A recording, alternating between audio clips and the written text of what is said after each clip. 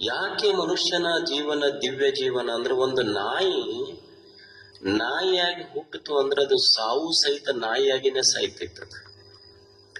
ಒಂದು ಕತ್ತೆಯಾಗಿ ಹುಟ್ಟಿದ್ರೆ ಸಾವು ಸಹಿತ ಕತ್ತಿಯಾಗಿನೇ ಸಾಯ್ತೈತಿ. ಒಂದು ಎಮ್ಮೆಯಾಗಿ ಹುಟ್ಟಿದ್ರೆ ಎಮ್ಮೆಯಾಗೆ ಸಾಯ್ತೈತಿ. ಆದ್ರೊಬ್ಬ ಮನುಷ್ಯನಾಗಿ ಹುಟ್ಟಬಹುದು. ಅದರ ಸಾವು ಏನಿದೆ, ಅವ ಬುದ್ಧನಾಗಬಹುದು, ಬಸವನಾಗಬಹುದು, ಎಮರ್ಸನ್ ಆಗಬಹುದು, ಕಾಳಿದಾಸ ಆಗಬಹುದು, ವಾಟ್ ನಾಟ್. ಅದಕ್ಕ ಮನುಷ್ಯನ ಜೀವನ ಏನಿದೆ, ಇದು ದಿ ಲೈಫ್ ಡಿವೈನ್. ಇದು ಬಹಳ ಅದ್ಭುತ ಶ್ರೇಷ್ಠ ಜೀವನ ಮನುಷ್ಯಂದು. ಇಂಥ ಜೀವನಿದ್ರು ಸಹಿತ ದೇವರಿಷ್ಟು ಚಲೋ ಜೀವನ ಕೊಟ್ಟರು ನಮ್ಮದು ಅಳಾದ ಮುಗುದಿಲ್ಲ. ನಮ್ಮದು ಏನ್ರಿ ಜೀವನನ ಹೋತಲ್ಲ, ಇದು ವ್ಯರ್ಥಾತ್ ಒಂದು ಜೀವನ ಕಳ್ಕೊಂಡು ಅಂತಿರ್ತೀವಿ. ಸುಮ್ಮನೆ ಒಂದು ಸಣ್ಣ ಸಸಿ ಇರ್ತೈತಿ. ಆ ಸಸಿ ನೋಡ್ರಿ ನೀವು, ಆ ಸಸಿ ಒಂದು ಸಣ್ಣ ಸಸಿಗೆ ಅದಕ್ಕ ಯಾರೋ ಬಂದು ತುಡಿತಾರ, ಆಡ್ ಬಂದು ತಿಂತಾವ, ಒಮ್ಮೆ ಗಾಳಿ ಜೋರಿಗೆ ಬಂದು ಮುರ್ಕೊಂಡು ಬೀಳ್ತೈತಿ. ಅದಕ್ಕೇನು ಯಾರ ಲೈಫ್ ಇನ್ಶೂರೆನ್ಸ್ ಮಾಡಿಸ್ಯಾರ, ಇದಕ್ಕೆ ಮುರಿದು ಬಿದ್ರು ಒಂದು ಇನ್ಶೂರೆನ್ಸ್ ಕೊಡ್ಬೇಕಂತ ಹೇಳಿ? ಏನೂ ಇಲ್ಲ. ಮನುಷ್ಯರಿಗೆ ಸ್ವಲ್ಪ ಹೆಚ್ಚು ಕಡಿಮೆ ಆತು ಅಂದ್ರ ಹ್ಯೂಮನ್ ರೈಟ್ಸ್ ಕಮಿಷನ್ ಅಂತ, ಮಾನವ ಹಕ್ಕುಗಳ ಆಯೋಗ ಅಂತ ಐತಿ, ಇವ್ರಿಗೆ ಯಾಕೆ ತೊಂದರೆ ಆತು ಅಂತ ಕೇಳ್ತಾರೆ. ಹಂಗ ಪಾಪ ಪ್ಲಾಂಟ್ಸ್ ರೈಟ್ಸ್ ಕಮಿಷನ್ ಅಂತ ಎಲ್ಲರ ಐತೇನು? ಸಣ್ಣ ಸಣ್ಣ ಸಸಿಗಳಿಗೆ ತೊಂದರೆ ಆದ್ರೆ ಏನಾರ, with all insecurities it gross. ಏನೂ ಸೆಕ್ಯೂರಿಟಿ ಇಲ್ಲ ಆದ್ರೂ ಸಹಿತ ಒಂದು ಸಣ್ಣ ಸಸಿ ಬೆಳೆದು ನಿಲ್ತೈತಿ. ಒಂದು ಪಕ್ಷಿ ಐತಿ, ಪಕ್ಷಿ ಅವು ನೋಡ್ರಿ ಹಿಂಗ ಒಂದು ಎಲ್ಲೋ ಕಟ್ಟಿದ ಗೂಡಿನೊಳಗೆ ಒಂದೆರಡು ಮರಿ ಹಾಕ್ತಾವ, ಒಂದಿಟ್ಟು ಕಾಳ ತಿಂದ ಹಾರಕ್ಕಂತ ಎಷ್ಟು ಮಸ್ತ್ ಇರ್ತಾವ.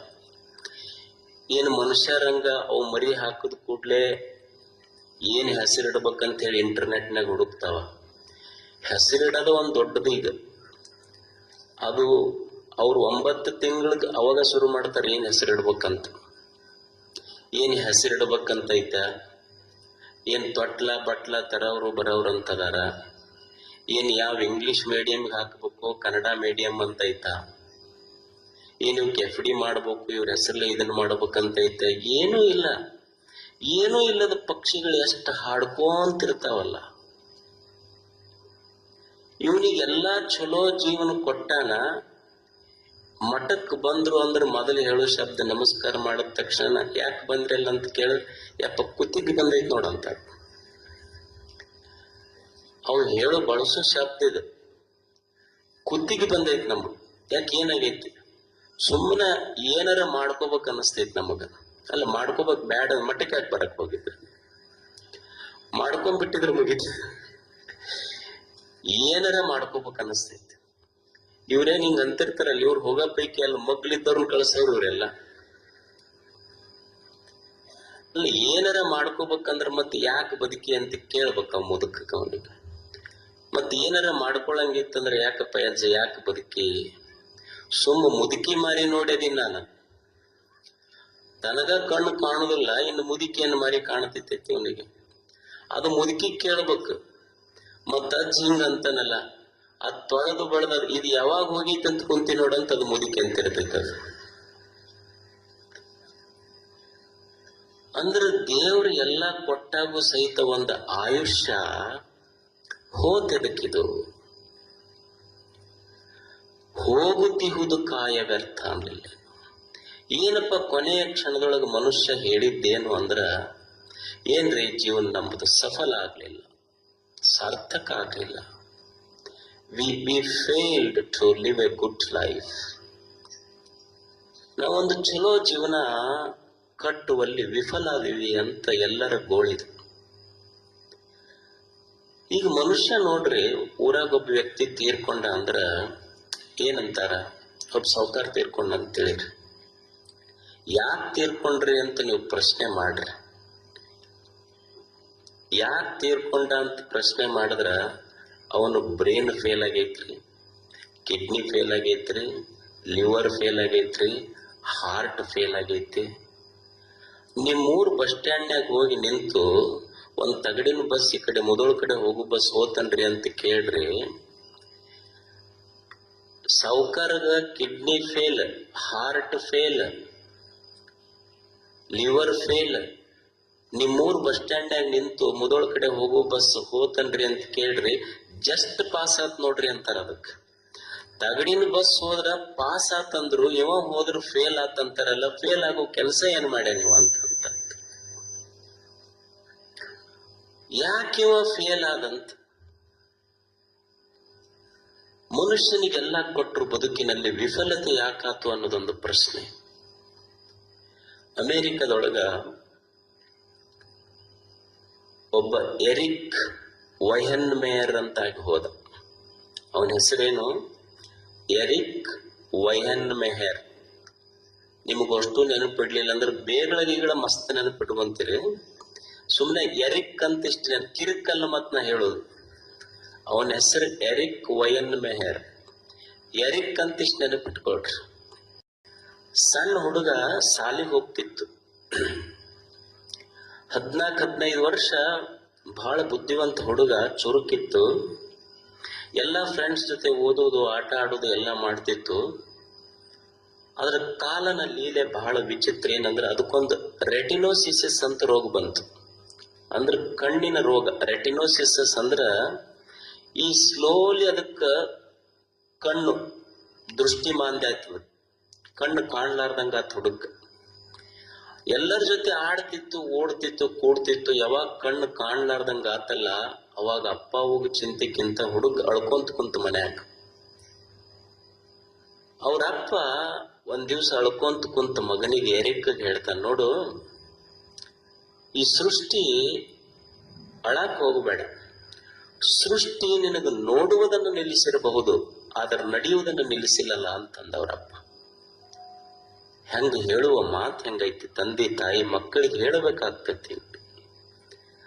ಅಪ್ಪ ಮಗ ಯಾವಾಗ ಕುರುಡಾದಂತ ಗೊತ್ತಾತು, ವಿಕಲಚೇತನ ಆದ ಅಂತ ಗೊತ್ತಾತು, ಅವಾಗ ಕಣ್ಣಿಲ್ಲಂತ ಗೊತ್ತಾದ ಮೇಲೆ ಸೃಷ್ಟಿ ನಿನ್ನ ದೃಷ್ಟಿಯನ್ನು ನಿಲ್ಲಿಸಿರಬಹುದೇ ಹೊರತು ನಿನ್ನ ನಡಿಲಿಕ್ಕೆ ನಿಲ್ಲಿಸ್ಲಿಕ್ಕೆ ಆಗೋದಿಲ್ಲಲ್ಲ ಅಂತ.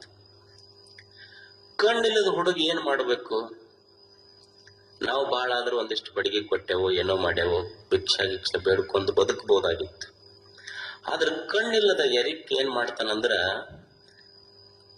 Braille ಕಲಿತಾನ, computer ಕಲಿತಾನ. ಬ್ರೈಲ್ ಕಲಿತು ಕಂಪ್ಯೂಟರ್ ಕಲಿತು ಅವನಿಗೆ ಏನ್ ಅನಿಸ್ತು ಅಂದ್ರೆ ಸಣ್ಣ ಪುಟ್ಟ ಗುಡ್ಡಗಳನ್ನು ಹತ್ತಬೇಕಂತ ಅನಿಸ್ತು. ಯಾರು? ಕಣ್ಣಿಲ್ಲದ ಹುಡುಗ. ಸಣ್ಣ ಪುಟ್ಟ ಗುಡ್ಡ ಹತ್ತುವಾಗ ಏರ್ತಿತ್ತು, ಬೀಳ್ತಿತ್ತು. ಹುಡುಗ ಏರ್ತಿತ್ತು, ಬೀಳ್ತಿತ್ತು, ಗಾಯ ಅದು, ರಕ್ತ ಬಂತು, ತಲೆ ಹೊಡ್ಕೊಂಡ. ಅದ್ರ ಮೆಲ್ಲಕ್ಕೆ ಗುಡ್ಡ ಹತ್ತದ ಕಲಿತು ಹುಡುಗ. ಕಣ್ಣಿಲ್ಲದ ಹುಡುಗ ಒಂದು ದಿವಸ ಸಂಕಲ್ಪ ಮಾಡ್ತು, ಏನಂದ್ರ ಒಂದು ದಿವಸ ಈ ವಿಶ್ವದ ಅತ್ಯಂತ ಎತ್ತರದ ಪರ್ವತ ಮೌಂಟ್ ಎವರೆಸ್ಟ್ ಹತ್ತಬೇಕಂತದ. ಯಾರು? ಕಣ್ಣಿಲ್ಲದ ಹುಡುಗ. ಅದನ್ನ ಹತ್ತಾಕ್ ಹೋಗಿ ಕಣ್ಣಿದ್ದವರ 340 ಮಂದಿ ಪ್ರಾಣ ಕಳ್ಕೊಂಡಾರ.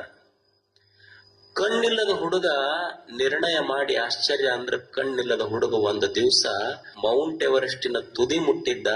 ಕಣ್ಣಿಲ್ಲದ ಮೌಂಟ್ ಎವರೆಸ್ಟ್ ಹತ್ತಿದ ಪ್ರಪ್ರಥಮ ವ್ಯಕ್ತಿ ಆಗಿದ್ದ ಜಗತ್ತಿನೊಳಗೆ ಎರಿಕ್. ಕಣ್ಣಿಲ್ಲದ ವ್ಯಕ್ತಿ. ಕಣ್ಣಿಲ್ಲದ ಮನುಷ್ಯ ಮೌಂಟ್ ಎವರೆಸ್ಟ್ ಹತ್ತಿದ್ರು ಏನೂ ಆಗ್ಲಿಲ್ಲ. ನಮ್ಮ ಬಚ್ಚಲ್ದಾಗ ಜಾರ್ಕೊಂಡ್ ಬೀಳ್ತಾವ ಓಸು. ನೀವು ಆರ್ಥೋಪೆಡಿಕ್ ದವಾಖಾನೆಗೆ ಹೋಗ್ರಿ, ಯಾಕ್ರಿ ಕಾಲ್ ಬಚ್ಚಲ್ದಾಗ ಜಾರ್ಕೊಂಡ್ ಬಿದ್ದಿದ್ದು ಓಸು. ಅವ ಹಿಮಾಲಯ, ಕಣ್ಣಿಲ್ಲದ ಮನುಷ್ಯ ಹಿಮಾಲಯ ಹತ್ತಿತ್ತು, ಮೌಂಟ್ ಎವರೆಸ್ಟ್. ಅವನಿಗನ್ನಿಸ್ತು, ಬರೇ ಒಂದೇ ಪರ್ವ ಹತ್ತದ್ರೆ ಹೆಂಗ? ಜಗತ್ತಿನೊಳಗಿಂತವ್ ಎಷ್ಟೆಷ್ಟು ಎತ್ತರದ ಪರ್ವತಗಳದವ, ಎಲ್ಲಾ ಹತ್ತಬೇಕಂದವ. ಆಶ್ಚರ್ಯ ಅಂದ್ರೆ ಮೌಂಟ್ ಎವರೆಸ್ಟಿನಂಗ ಜಗತ್ತಿನೊಳಗೆ 7 ಪರ್ವತಗಳದವ. ಕಣ್ಣಿಲ್ಲದ ವ್ಯಕ್ತಿ 7 ಪರ್ವತಗಳನ್ನ ಹತ್ತಿ ಮುಟ್ಟಿದ್ದ. 7 ಪರ್ವತಗಳನ್ನ ಹತ್ತಿದ ಕಣ್ಣಿಲ್ಲದ ಏಕೈಕ ವ್ಯಕ್ತಿ ವಿಶ್ವದೊಳಗಂದ್ರ ಎರಿಕ್ ವೈಹನ್ಮೇಯರ್. ಈ 25 ವರ್ಷಗಳಲ್ಲಿ ಒಂದು ಪಟ್ಟಿ ಮಾಡಿದ್ರು. 25 ಅತ್ಯಂತ ಪ್ರಭಾವಿ ವ್ಯಕ್ತಿಗಳು ಯಾರು ಅಂತಂದ್ರೆ ಅದ್ರೊಳಗೆ ಎರಿಕ್ನ ಹೆಸರು ಬರ್ತೈತಿ. ಅವನ ಹೆಸರಲ್ಲೇ ಸಿನಿಮಾ ಆಯ್ತು. ಅದ್ರ ಹೆಸರು ಲೈಫ್ ಈಸ್ ಕ್ಲೈಂಬಿಂಗ್. ಎಷ್ಟು ಚಂದ ಹೆಸರು, ಲೈಫ್ ಈಸ್ ಕ್ಲೈಂಬಿಂಗ್. ಅವ ಯಾವಾಗ ಅವನೊಂದು ಸಂಸ್ಥೆ ಕಟ್ಟಿದ, ನೋ ಬ್ಯಾರಿಯರ್ಸ್, ಅಂದ್ರೆ ಅಡೆತಡೆಗಳೇ ಇಲ್ಲಂತ. ನಾವು ಇಷ್ಟು ಊರ್ ಬಿಡ್ಬೇಕಾದ್ರ ಈ ವಾರ ಚಲೋ ಐತೋ ಇಲ್ಲೋ, ರಾವು ಕಾಲ ಐತೋ, ಗುಳಿ ಕಾಲ ಐತೋ, ಯಮಗಂಡ ಕಾಲ ಐತೋ, ಇವನ ಅದನ್ನ ಯಮಗಂಡ ಕಾಲ ಇದ್ದಂಗ ಅದೇನ್ ಕಾಲ್ ಚಲೋನ ಐತಿ. ನೋ ಬ್ಯಾರಿಯರ್ಸ್, ಕಣ್ಣಿಲ್ಲಾರದ ವ್ಯಕ್ತಿ ಬದುಕಿಗೆ ವಿಘ್ನಗಳೇ ಇಲ್ಲ ಅಂತ ಸಾರಿಬಿಟ್ಟ. ಅವ ಕೊನೆಗೊಂದು ಲೈನ್ ಬರೀತಾನ, ಕಣ್ಣಿಲ್ಲದ ವ್ಯಕ್ತಿ ಜಗತ್ತಿಗೆ ಪಾಠ ಮಾಡಿದ್ದು ಏನು ಅಂದ್ರ, ಹತ್ತಿದ್ದು ದೇಹ ಅಲ್ಲ, ಒಳಗಿನ ಸ್ಪಿರಿಟ್, ಸ್ಫೂರ್ತಿ ಬೇಕು ಹತ್ತಬೇಕಾದ್ರೆ. ದೇಹ ಹತ್ತಿಲ್ಲ, ನನ್ನೊಳಗಿನ ಸ್ಫೂರ್ತಿ ಮೌಂಟ್ ಎವರೆಸ್ಟ್ ಹತ್ತಿದೆ. ಮನುಷ್ಯ ಬದುಕಬೇಕಾದ್ರೆ ಜೀವನದಲ್ಲಿ ಸ್ಫೂರ್ತಿ ಬೇಕು ಅಂತ. ವಿಫಲತೆ ಅನ್ನೋದು, ಸೋಲ್ ಅನ್ನೋದು ಇರ್ತದೆ ಜೀವನದಲ್ಲಿ. ಕಣ್ಣಿಲ್ಲದ ವ್ಯಕ್ತಿ ಕಣ್ಣಿದ್ದವರಿಗೆ ಮಾಡಿದ ಪಾಠ ಏನು ಅಂದ್ರ, ವಿಫಲತೆ ಅನ್ನೋದು ಇರ್ತದೆ ಜೀವನದಲ್ಲಿ, ಸೋಲ್ ಅನ್ನೋದು ಇರ್ತದೆ. ಆದ್ರೆ ನಮ್ಮ ಪ್ರಯಾಣದಲ್ಲಿ ಬರುವ ತಾಣಗಳು, ಸ್ಥಳಗಳೇ ಹೊರತು ಅದು ಗುರಿ ಅಲ್ಲ. ಅವು ಬರ್ತಿರ್ತಾವ. ಮನುಷ್ಯ ಮೆಟ್ಟಿ ನಿಂತು ಒಂದು ದಿವಸ ಗುರಿ ಮುಟ್ಟಬೇಕು ಅಂತ ಎರಿಕ್ ವಯನ್ ಮೆಹರ್ ಹೇಳ್ತಾನೆ. ಎಂಥ ಬದುಕು ಕಟ್ಟಿದ್ರಲ್ಲ ಕಣ್ಣಿಲ್ಲದ ಮನುಷ್ಯ. ಮೌಂಟ್ ಎವರೆಸ್ಟ್ ಹತ್ತುವ ಸಂಕಲ್ಪ ಮಾಡಬೇಕಾದ್ರೆ ಅವನೊಳಗಿನ ಸ್ಫೂರ್ತಿ ಎಂಥದ್ದಿರಬೇಕು. ಅಂದ್ರೆ ನಮ್ಮೆಲ್ಲರ ಅಪೇಕ್ಷೆನೂ ಐತಿ, ನಾವು ಜೀವನದಲ್ಲಿ ಸಫಲರಾಗಬೇಕು. ವಿಫಲತೆ ಬೇಕಂತ ಯಾರ ಬಯಸ್ತೇವೆ ನಾವು? ನಾವೆಲ್ಲರೂ ಬಯಸುದು ಸಫಲರಾಗಬೇಕಂತ. ಈಗ ಒಬ್ಬ ವಿದ್ಯಾರ್ಥಿ ಇರ್ತಾನೆ, ಸಾಲಿಗೆ ಎದಕ್ ಹೋಗ್ತಾನೆ? ಫೇಲ್ ಆಗ್ಬೇಕಂತ ಹೋಗ್ತಾನೆ? ಇಲ್ಲ. ಒಬ್ಬ ವ್ಯಾಪಾರಿ ಇರ್ತಾನೆ, ವ್ಯಾಪಾರ ಮಾಡ್ತಾನೆ, ಎದಕ್ ಮಾಡ್ತಾನ ಅಂತ? ಏನ್ ನಾನು ಹಾನಿ ಆಗ್ಬೇಕಂತ ಹೇಳಿ ಮಾಡ್ತಾನೆ? ಇಲ್ಲ. ಮದ್ವಿ ಮಾಡ್ಕೊಂತಾರ, ಎದಕ್ ಮಾಡ್ಕೊಂತಾರ? ಏನ್ ಆದ ಕೂಡಲೇ ಡಿವೋರ್ಸ್ ಆಗ್ಲಿ ಅಂತ ಮಾಡ್ಕೊಂತಾರೆ? ಅದು ಸಪ್ತಪದಿ 7 ಜನ್ಮಕ್ಕಂತಿರ್ತಾರ. ಆದ್ಮೇಲೆ ಗೊತ್ತಾಗುತ್ತೆ ಎಷ್ಟು ಜನ್ಮ ಬೇಕನ್ನೋದು. ಏನ ಕಟ್ಕೊಂಡ್ ಕೂಡ ಡಿವೋರ್ಸ್ ಆಗ್ಬೇಕಂತ ಇರ್ತೈತೇನ್? ಏನಿಲ್ಲ. ಈ ಗಾಡಿ ತಗೊಂಡೋಗಿ ಪೂಜೆ ಮಾಡಿಸ್ತೀರಿ, ಚಲೋ ಆಗ್ಲಿ ಅಂತಾನೆ ಹೋಗ್ತೀರ? ಇಲ್ಲೋ. ಫೇಲ್ ಆಕ್ಸಿಡೆಂಟ್ ಆಗ್ಬೇಕಂತ ಯಾರ ಗಾಡಿ ತಗೊಂಡು ಪೂಜೆ ಮಾಡಿಸ್ತೀವಿ. ಅಂದ್ರೆ ಎಲ್ಲರ ಅಪೇಕ್ಷೆ ಸಫಲ ಆಗ್ಬೇಕಂತನ ಇದೆ. ವಿಫಲ ಯಾಕಾಗ್ತೀವಿ ಅನ್ನೋದು ಪ್ರಶ್ನೆ ಈಗಿರೋದು. ಸೋಲ್ ಯಾಕಾಗ್ತದೆ ಜೀವನದಲ್ಲಿ? ನಾವು ಒಂದು ಸಫಲ ಜೀವನ, ಯಶಸ್ವಿ ಜೀವನ ಸಾಗಿಸ್ಬೇಕಂತ ಎಲ್ಲರಲ್ಲಿ ಇದ್ರೂ ಸಹಿತ ಮನುಷ್ಯ ವಿಫಲ ಯಾಕಾಗ್ತಾನ ಜೀವನದಲ್ಲಿ? ಈಗ ಯಾವ ವಿದ್ಯಾರ್ಥಿಗೂ ಸಹಿತ ನಾವು ಫೇಲ್ ಆಗ್ಬೇಕಂತ ಇರ್ತೈತೇನೋ? ಯಾರಿಗೆ ಫೇಲ್ ಆಗ್ಬೇಕಂತ ಸಾಲಿಗೆ ಹೋಗಿವೇನ್ ನಾವು? ಮತ್ತೆ ಚಲೋ ಗುರುಗಳ ಹತ್ರ ಹೋಗಿ ಅಕ್ಷರಾಭ್ಯಾಸ ಮಾಡಿಸಿ ಚಲೋ ಮುಹೂರ್ತ ನೋಡಿ ಸಾಲಿಗೆ ಹಚ್ಚಿ ಫೇಲ್ ಆಗ್ತಾರ ಇಲ್ಲ ಹುಡುಗರು? ಅಪ್ಪ ಊರಿಗೆ ಹೊಂಟಿದ್ನಂತ, ಅವ್ರ ದೋಸ್ತ್ ಬಂದಿದ್ದು ಕರ್ಕೊಂಡು ಹೋಗಕ್ ಗಾಡಿಗೆ ತಗೊಂಡು ಮಗನ ಕರೆದ ಕೂಡ್ಲೆ ಕಪಾಳ ಕೊಡದ ಅವ್ರ ಅಪ್ಪಗ್ ಮಗದ. ಅವ್ರ ಫ್ರೆಂಡ್ ಅಂದ, ಯಾಕೆ ಕೊಡದೆ ಅಂದ. ಇಲ್ಲ, ನಾಳೆ ನಾವು ಊರಾಗಿರುವುದಿಲ್ಲ. ಅವ್ರ ಫ್ರೆಂಡ್ ಅಂದ, ನಾಳೆ ಊರಾಗಿರ್ಲಿಲ್ಲ ಅಂದ್ರೆ ಏನಾಯ್ತು? ಇಲ್ಲ, ನಾಳೆ ಅವ್ನ ರಿಸಲ್ಟ್ ಐತಿ. ಅಲ್ಲ, ನಾಳೆ ರಿಸಲ್ಟ್ ಇದ್ರೆ ಏನಾಯ್ತು? ಇಲ್ಲ, ಅವ್ನ ಪಕ್ಕ ಫೇಲ್ ಆಗ್ತಾನ ಅನ್ನೋದು ಗೊತ್ತೈತಿ, ನಾಳೆ ಇರುವುದಿಲ್ಲ, ಅದಕ್ಕೆ ಇವತ್ತ ಮುಗಿಸ್ಕೊಂಡು ಹೊಂಟಿ ನಾನು. ಅಂದ್ರೆ ನಮಗಿಷ್ಟ ಪಕ್ಕ ಅಡ್ಮಿಷನ್ ಮಾಡಿಸೋ ದಿವ್ಸನ ಹಿಂಗ್ ಗೊತ್ತಾದ್ರೆ ಹೆಂಗ? ಯಾರು ನಾವು ಫೇಲ್ ಆಗ್ಲಿ ಅಂತ ಸಾಲಿಗೆ ಹಚ್ಚಿವೇನು ಮಕ್ಕಳಿಗೆ, ಅಥವಾ ನಾವು ಅಡ್ಮಿಷನ್ ಮಾಡಿ ಪಾಸ್ ಆಗಬೇಕಂತನ ಹಚ್ಚಿ. ಮದ್ವಿ ಮಾಡ್ಕೊಂಡಿದ್ದು love at first sight, divorce at first fight. ಮದ್ವಿ ಮಾಡ್ಕೊಂಡಿದ್ ಯಾರ? ನಾವು ಡಿವೋರ್ಸ್ ಮಾಡ್ಕೊಂಡು ವಿಚ್ಛೇದನ ಮಾಡ್ಕೊಂಡಿರ್ಬೇಕಪ್ಪ ಅಂತ ಯಾರು ಮಾಡ್ಕೊಂಡಿವಿ? ಸುಖವಾಗಿರ್ಬೇಕಂತನ ಮಾಡ್ಕೊಂಡಿವಿ. ಆದ್ರೂ ಆಗ್ತೈತಲ್ಲ, ಯಾಕೆ ಆಗ್ತೈತಿ? ಜಗಳ ಆಡಿ ಹೆಣತಿ ತವ್ರ ಮನೆಗೆ ಹೋದ್ಲು, ನಾವ್ ಒಟ್ಟ ಬರಂಗಿಲ್ಲ ಅಂತ ಹೇಳಿ. 5-6 ದಿವಸ ಆಗಿದ್ದಿಲ್ಲ, ಫೋನ್ ಮಾಡಿದ್ಲು. ಗಂಡ್ ಕೇಳ್ದ, ಯಾಕ? ಇಲ್ಲ, ನಾ ಬರ್ತೀನ್ರಿ ಹೊಳ್ಳೆ ಅಂದ್ಲು. ಯಜಮಾನಂದ, ಮತ್ ಬರಂಗಿಲ್ಲ ಅಂತ ಹೋಗಿದ್ದೆ ಅಲ್ಲ ಜಗಳ ಆಡಿ. ಇಲ್ಲ, ನನ್ ತವ್ರ ಮನ್ಯಾಗ ನಮ್ಮ ಅಪ್ಪನ್ ಕೂಡ ಜಗಳ ಆಡ್ದೆ, ನಮ್ಮ ಅವ್ವನ್ ಕೂಡ ಜಗಳ ಆಡ್ದೆ, ಅಣ್ಣ ತಮ್ಮಗಳು ಕೂಡ ಜಗಳ ಆಡ್ದೆ, ನೆಗಣಿದೇವ್ರ ಕೂಡ ಜಗಳ ಆಡ್ದೆ. ನಿಮ್ ಕೂಡ ಜಗಳ ಆಡ್ದಾಗ ಏನು ಸಮಾಧಾನ ಸಿಗತೈತಿ? ಅದು ಸಿಗುದಿಲ್ಲ, ಅದಕ್ಕ ಹೊಳ್ಳಿ ಬರ್ತೀನಿ ನಾನಂತ. ನಿಮ್ಮ ಕೂಡ ಜಗಳ ಆಡದಾಗ ಏನು ಸಮಾಧಾನ ಸಿಗತೈತಿ? ಸಮಾಧಾನ ಅಲ್ಲಿ ಇಲ್ಲ. ಯಾರ ಜಗಳ ಆಡ್ಬೇಕಂತ ಮದುವೆ ಆಗ್ತಾರೆ? ಎಲ್ಲರ ಅಪೇಕ್ಷೆನು ಚಲೋ ಒಂದು ಜೀವನ ಕಟ್ಟಬೇಕಂತಾನೆ ಇರ್ತೈತಲ್ಲ. ಈಗ ನಾವು ಗುಡಿಗೆ ಹೋಗ್ತೀವಿ, ಗಾಡಿ ಪೂಜೆ ಮಾಡಿಸಿವಿ, ಏನ್ರ ಆಕ್ಸಿಡೆಂಟ್ ಆಗ್ಬೇಕಂತ ಪೂಜೆ ಮಾಡಿಸ್ತೀವಿ ನಾವ್ಯಾರ, ಚಲೋ ನಡಿಬೇಕಂತನ ಪೂಜೆ ಮಾಡಿಸ್ತೀವಿ. ಮತ್ ಪೂಜೆ ಮಾಡಿಸುವಾಗ ಹೇಳ್ತೀವ್ರಿ ಗುರುಗಳಿಗೆ, ನಿಮ್ಮ ಆಶೀರ್ವಾದ ಇರ್ಬೇಕ್ರಿ, ನೀವ್ ಯಾವಾಗ್ಲೂ ನಮ್ ಕೂಡ ಇರ್ಬೇಕಂತ. ಅವ್ರ ಗುರುಗಳು ಹೇಳ್ತಿರ್ತಾರ, ಅವ್ರು ಈಗ ನಿನ್ನ ಸ್ಪೀಡ್ 100 ಇತ್ತು, ನಿನ್ ಜೊತೆಗೆ ನಾ ಇರ್ತೇನೆ, 100 ದಾಟ್ತು ಅಂದ್ರೆ 108 ಇರ್ತೈತಿ ನೋಡ, ಅಷ್ಟ ನನಗದು.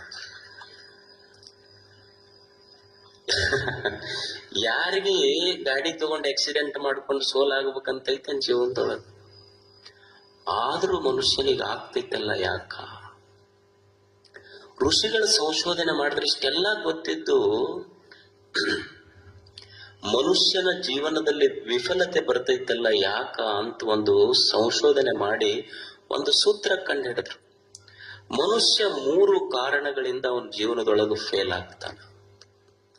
ಅಜ್ಞಶ್ಚ ಅಶ್ರದ್ಧಾದಾನಶ್ಚ ಸಂಶಯಾತ್ಮ ವಿನಶ್ಯತೆ. ಮನುಷ್ಯ 3 ಕಾರಣದಿಂದ ಅವ ಫೇಲ್ ಆಗ್ತಾನ ಜೀವನದೊಳಗೆ. ಅಜ್ಞ ಅಂದ್ರ, ಈಗ ನೀವು ಇಂಗ್ಲಿಷ್ನೊಳಗೆ A to Z ಅಂತಿರಲ್ಲ, A to Z ಅಂದ್ರೆ ಏನು? A to Z ಗೊತ್ತೈತ್ರಿ ಅಂದ್ರೆ ನಿಮಗೆಲ್ಲ ಗೊತ್ತೈತಿ ಅಂತ ಅರ್ಥ. ಆದ್ರೆ ಋಷಿಗಳ ದೃಷ್ಟಿಯಲ್ಲಿ ಅಜ್ಞ, ಅ ಟು ಜ್ಞ, ಅಜ್ಞ ಅಂದ್ರೆ ಇದಕ್ಕೇನು ಗೊತ್ತಿಲ್ಲ ಅಂತ ಅರ್ಥ. ಇದೇ ವ್ಯತ್ಯಾಸ ನೋಡಿ ಇಂಗ್ಲಿಷಕ್ಕೂ ಕನ್ನಡಕ್ಕೂ. ದಾರ್ಶನಿಕರು ಏನಂತಾರ? ಅಜ್ಞ ಅಂದ್ರೆ ಅಜ್ಞಶ್ಚ ಅಶ್ರದ್ಧಾದಾನಶ್ಚ ಸಂಶಯಾತ್ಮ ವಿನಶ್ಯತಿ. ಅಜ್ಞ ಅಂದ್ರ ಏನೋ ಗೊತ್ತಿಲ್ಲ, ತಿಳುವಳಿಕೆ ಇಲ್ಲ ಇದಕ್ಕಂತ. ಎರಡನೇದ್ದು ಅಶ್ರದ್ಧೆ, ಅದ್ರ ಮೇಲೆ ನಂಬಿಕೆ ಇಲ್ಲ, ವಿಶ್ವಾಸ ಇಲ್ಲ. ಸಂಶಯ ಅಂದ್ರ ಇನ್ಡಿಸಿಷನ್, ಹಿ ಕೆನಾಟ್ ಟೇಕ್ ಡಿಸಿಷನ್ಸ್, ನಿರ್ಣಯ ಇಲ್ಲ, ನಿಶ್ಚಯತೆ ಇಲ್ಲ. ಅಂದ್ರೆ ಜೀವನದೊಳಗ ಒಬ್ಬ ವ್ಯಕ್ತಿ ಫೇಲ್ ಆಗಬೇಕಾದ್ರ ತಿಳುವಳಿಕೆ ಇಲ್ಲದ ಇರುವುದು, ಶ್ರದ್ಧೆ ಇಲ್ಲದಿರುವುದು, ಡಿಸಿಷನ್ ತಗೊಳ್ಳದೆ ಇರುವುದು, ನಿರ್ಣಯ ಮಾಡದೆ ಸಾಮರ್ಥ್ಯ ಇರುವಂತವ್ರು ಜಗತ್ತಿನೊಳಗೆ ಫೇಲ್ ಆಗ್ತಾರೆ. ಇವು 3 ಇರ್ಬೇಕಾಗ್ತೈತಿ. ಒಂದು ಚಲೋ ತಿಳುವಳಿಕೆ ಇರಬೇಕು, ಜ್ಞಾನ ಇರಬೇಕು, ಅದ್ರ ಬೆಲೆ ಗೊತ್ತಿರಬೇಕು ಮೊದಲು. ಆಮೇಲೆ ಶ್ರದ್ಧೆ ಇರಬೇಕು. 3ನೇದ್ದು ಸಂಶಯ ಇರಬಾರದು ಜೀವನದಲ್ಲಿ.